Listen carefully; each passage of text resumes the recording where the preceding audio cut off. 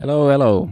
I discovered this interesting video by Sargon of Akkad it's from August last year. But anyway, when I was doing my research on the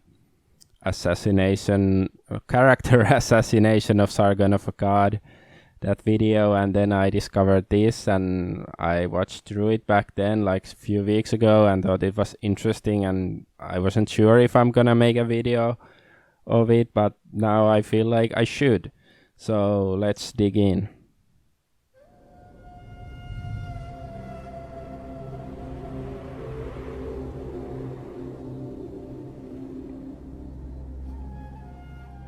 Yeah. Dr. Arthur J. Diekman was a clinical professor of psychiatry at the University of California, San Francisco. His main focus of study was on popular mysticism, and he became a pioneer of humane psychotherapeutic treatments for sufferers of psychosis. His works often focused on the psychology of the patient, their emotional drives and consequent reactions to frameworks of belief. He coined the term mystical psychosis to categorize first-person descriptions of psychotic episodes that strongly resemble religious experiences. He studied numerous new religious movements that became fashionable in America in the 1960s and 70s. Yeah. So, okay, this is... he read some book by this Dr. Arthur Diekman, a psychiatrist. And, this is like a video like on cult behavior. And I think that this mystical psychosis, as Diekman put it, I think it also affects the so-called skeptic community, or the cultural moderates, as I call them. Social moderates, as I call them. And anyway, I'm not saying they are a cult, but I do think they have some cult-like characteristics to them. And that, of course, does not affect every member of this loose community, but it does affect some of them, I think, including like some YouTubers and also people who follow those YouTubers, I think. So, okay, let's get on with the examples and stuff. Control. Diekman observes that in childhood, a person's family life molds and prepares their expectations for adult life. When people join groups as adults, an informal family structure can still be detected. Certain members of groups naturally become dominant, adopting parental roles, while others become subordinate, adopting child roles. In most groups, these are usually quite faint, and what we would describe as leadership and agreeability. Psychiatrists have long known the power that groups can have over their members, and Diekman proposes this is due to a dependency that develops within some groups. So anyway, so there are parental roles and child roles in these groups, and I would say that Sargon has assumed a parent role in the skeptic community, as evidenced by the Candid controversy when Shoe on Head and was it Armored Skeptic, Mundane Matt, whoever, I don't know if he's really a part, I guess Mundane Matt is part of the community.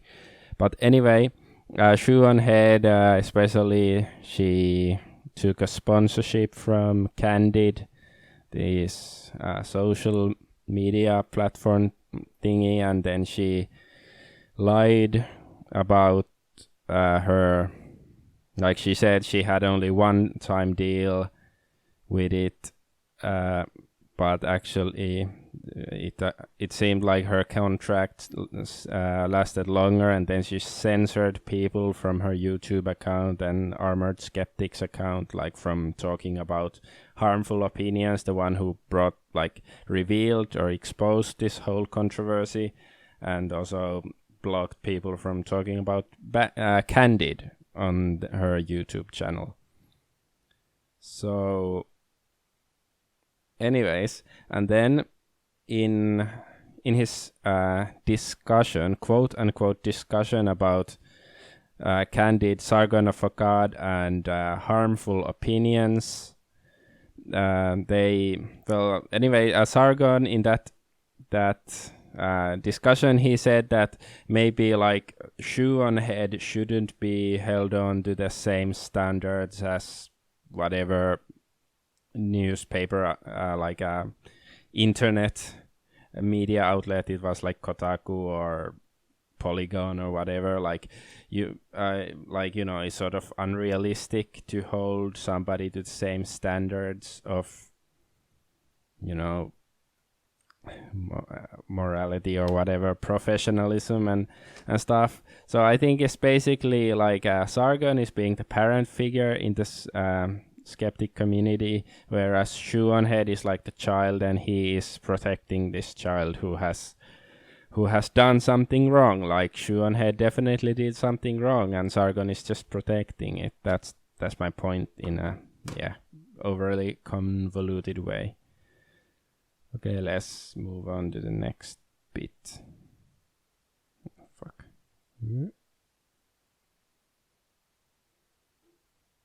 Less admirable ones. Cult leaders enhance their reputation by suppression of less desirable information and the constant emphasis of their virtues.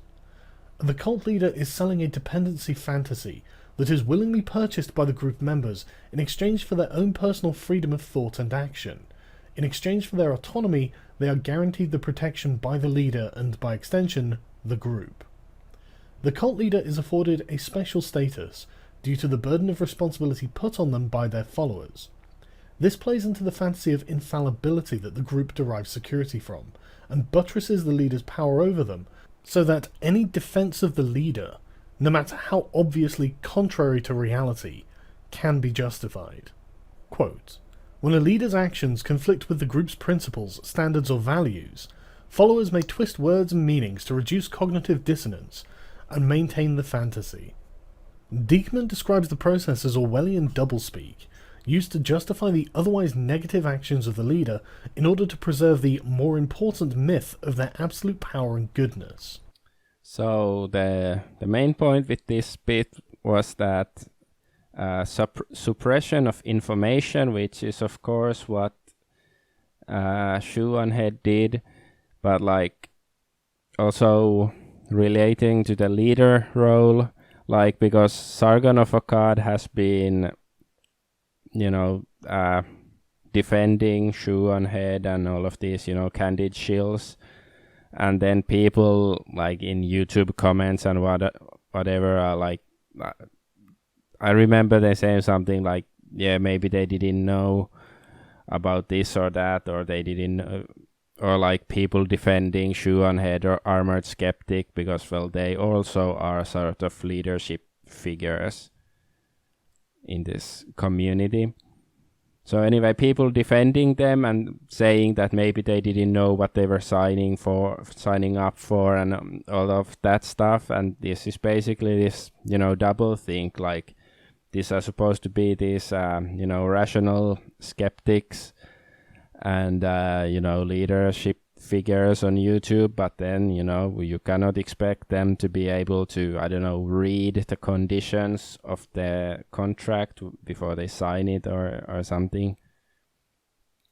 And yeah, just to clarify, like, yeah, I do think that, Sargon of Akkad is sort of like the leader of the skeptic community, but of course, like these, other big time YouTubers are sort of leaders, and like this, skeptic community, it doesn't just consist of this, this group of a dozen or so YouTubers, but also many of their followers. Like, of course, there are people who just watch their videos and, agree with some stuff and disagree with others, but I think there is a big, like, fan base around this as well, and, the fan base is pretty much willing to excuse any kind of bullshit that these people pull.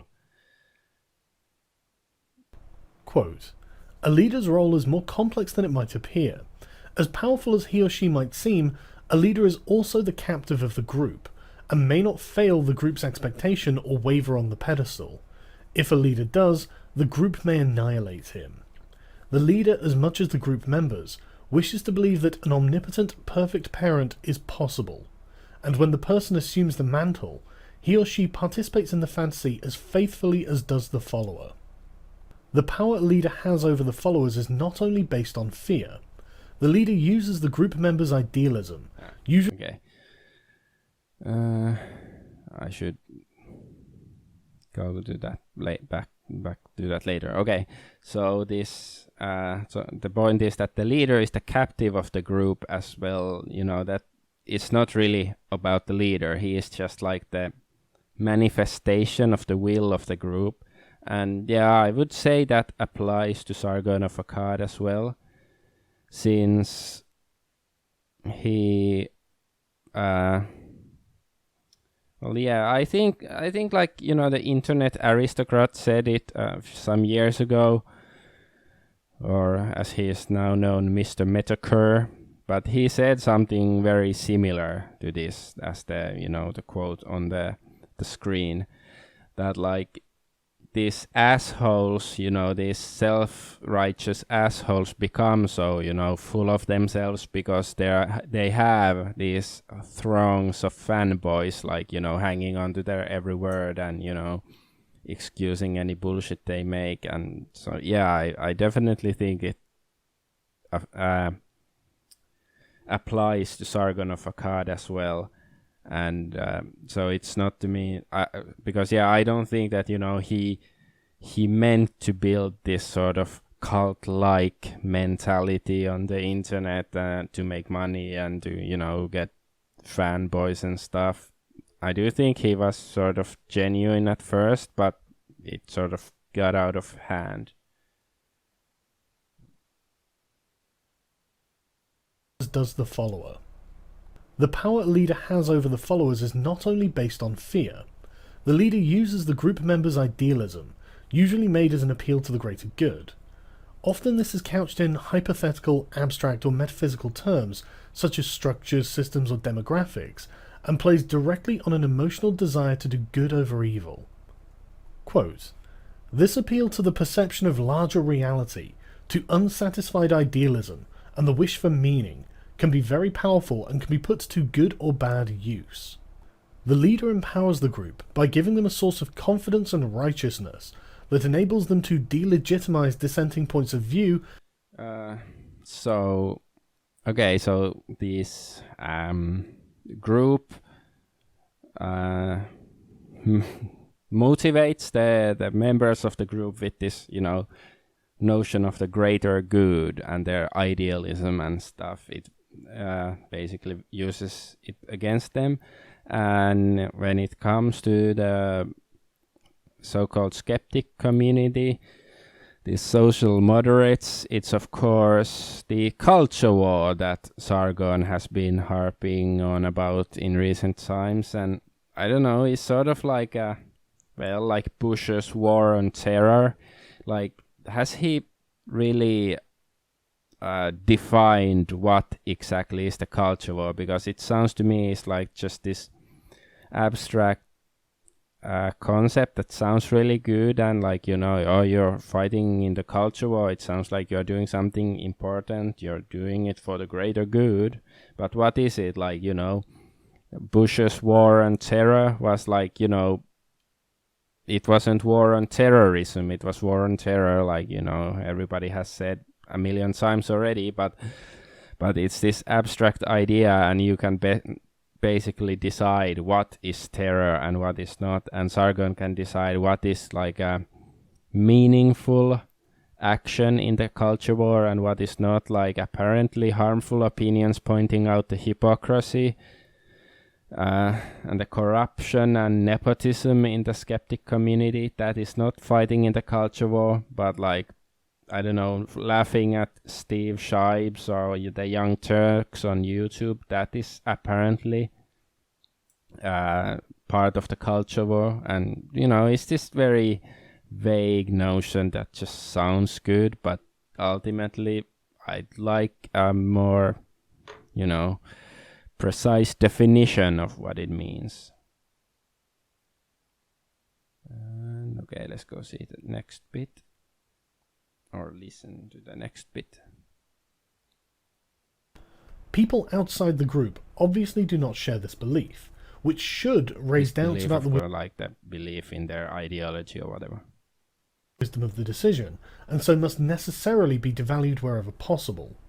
The reason they refused the call and chose to remain as part of the outgroup was due to some form of intellectual, emotional, or moral deficiency, which is, of course, the very reason the participant chose to join the cult in the first place. So, people who are not part of this community are viewed as intellectually or morally inferiors, and well, Sargon has certainly done it several times in the past. Like, he views his classical liberal view as the only right worldview, and basically if you don't share it, you are somehow inferior, and like if somebody is a Nazi or white nationalist, you're bad, or if you're an SJW, you're bad. And well, okay, I agree, if you're an SJW, you're bad, but like, I don't know, I just don't believe in any of these ideologies of modernity, let's put it that way. Okay, the next bit. I was supposed to show a clip. This is another video on character assassination. I referred to this in my character assassination of Sargon of Akkad video. And this is like he's responding to some crazy SJW who basically calls him an evil misogynist Nazi who hates children or whatever. And of course the SJW is completely insane. And anyway, this is his response. I've got this deeply egalitarian streak where I have to treat everyone as an equal. I really do. And I guess I'm going to have to kind of curb that.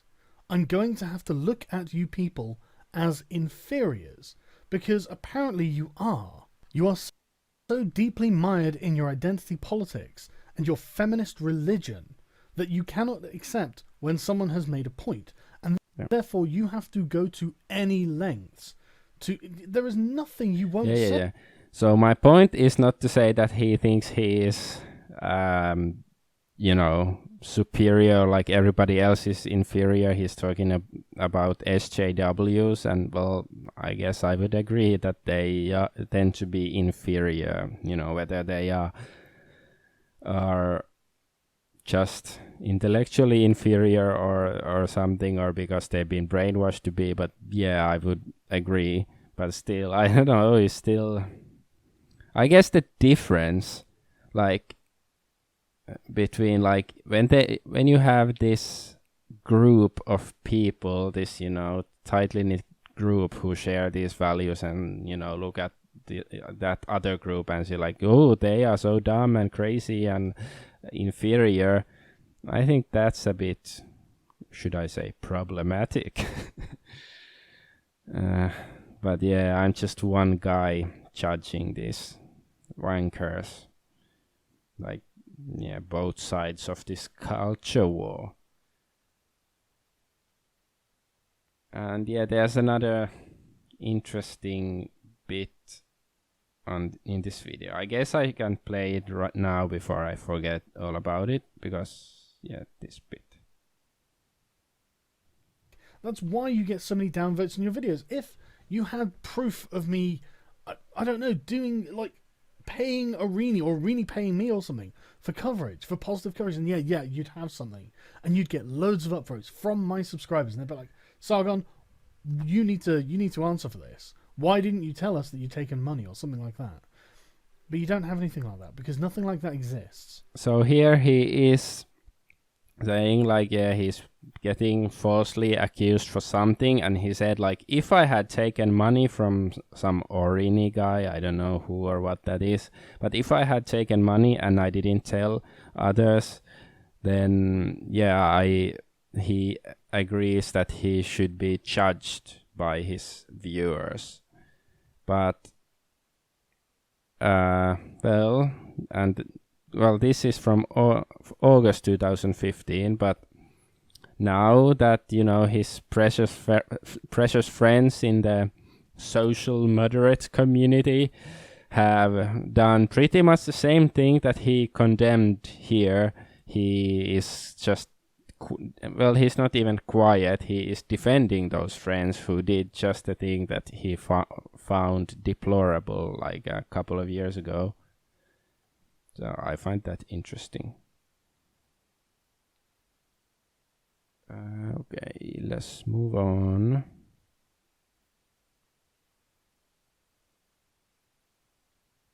Quote, devaluing the outsider is probably the most common cult-like behaviour in everyday society, where it takes the form of regarding one's opponents as if they were a homogeneous group with only negative traits. Bad motives are attributed to the other, but not to oneself. This devaluation is usually done by designating the adversary as, for example, stupid, rigid, lazy, reactionary, bleeding heart, cold. So it's very... Let's go back. Okay, now you can see the text clearly. So this is pretty much like what happened with the, candid and harmful opinions, and like Johnny Fox, like Sargon has been calling Johnny Fox, who is very critical of Sargon and the Skeptic Community. He's calling Johnny Fox a professional autist, and he is calling basically harmful opinions as problems with the candid shields, that it's drama or divisive or whatever. So it's like, yeah, he uses these designations: autism, drama, lack of nuance, and so on. And yeah, like, and also it said that and yeah, bad motives are attributed to the other, but not to oneself. And of course, like, when armored skeptic and shoe on head sell out to candid, then he is sort of like, oh, maybe they didn't read it properly or something. So he is assuming the best from them, but the worst from his opposition, basically. That's how I see it.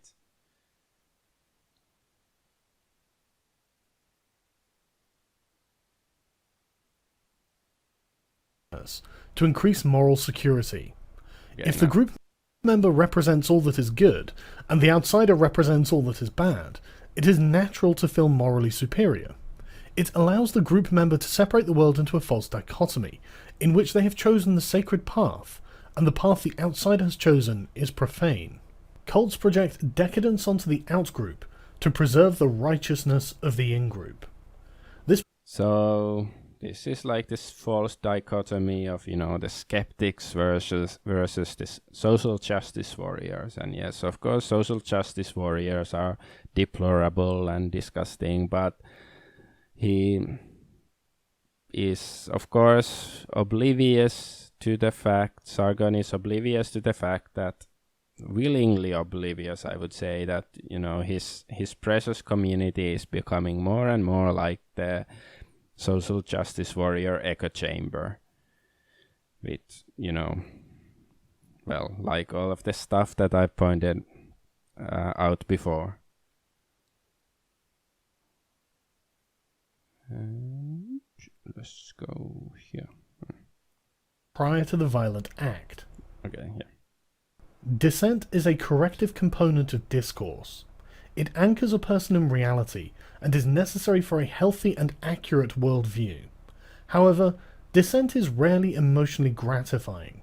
It is natural to see a contradiction as an attack, and to egotistically and reflexively deny any arguments or evidence that do not fit a person's existing beliefs. Quote, only a lively appreciation of dissent's vital function at all levels of society can preserve it as a corrective to wishful thinking, self-inflation, and unperceived rigidity. Do I have to say anything except harmful opinions, candid, being censored on Shoe on Head's YouTube channel, and this guy having no problem with it, despite, sticking his dick into this whole matter, even though, like, he he didn't get any money from Candid. I think it's just because, you know, it's my community, my cult community, so he has to interfere. Like, he doesn't want people saying bad things about the stuff he likes. Like, yeah. Okay, let's go, move on.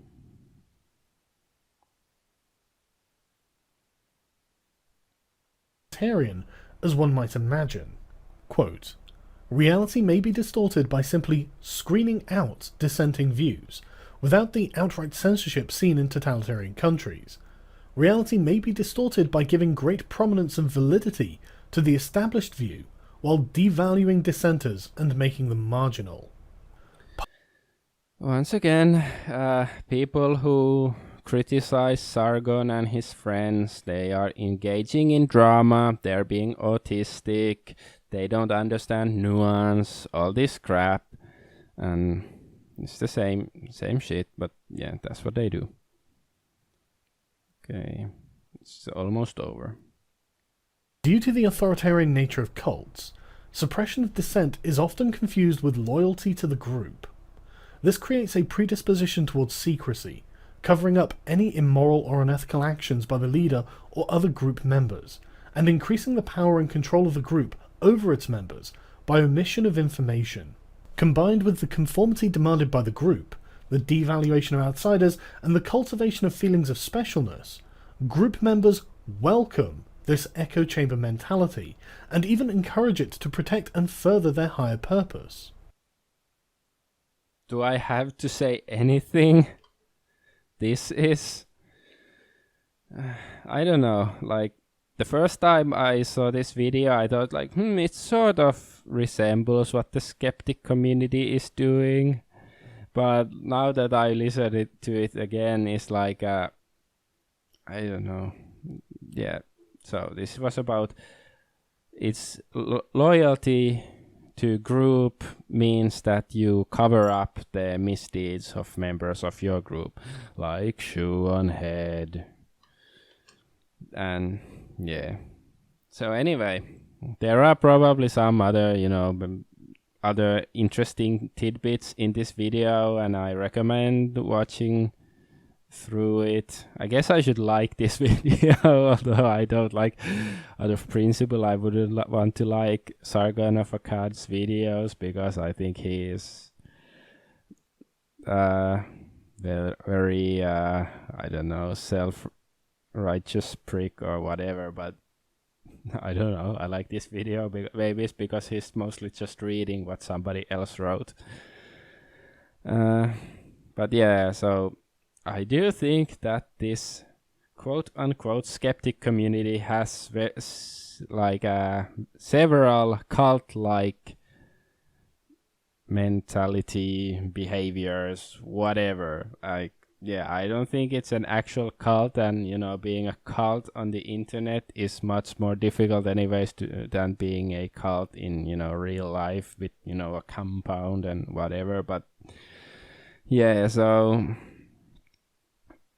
if you feel like you're a part of this cult, I suggest you should run away now that you still can, because yeah, I predict that there's gonna be some sort of, I don't know, something's gonna happen. Let's just say that, like, this social moderate community is gonna crash and burn eventually. Like, I don't know, like you cannot build a community on a lie, or you cannot build a castle in sand and whatever. Like, it's gonna sink sooner or later, and of course not everybody will get it before it's already like deep underground, but